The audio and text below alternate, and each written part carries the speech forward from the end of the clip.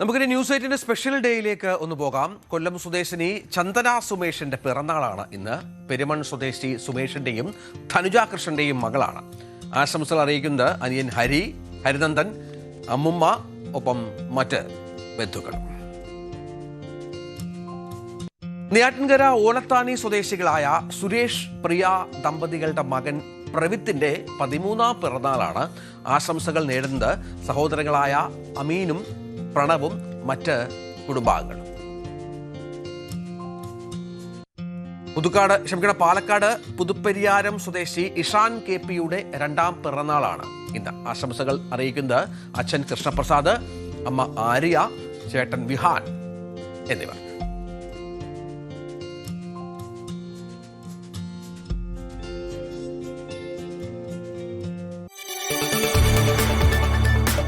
കൂടുതൽ വാർത്തകൾക്ക് news 18 Keralam YouTube channel subscribe ചെയ്യുക.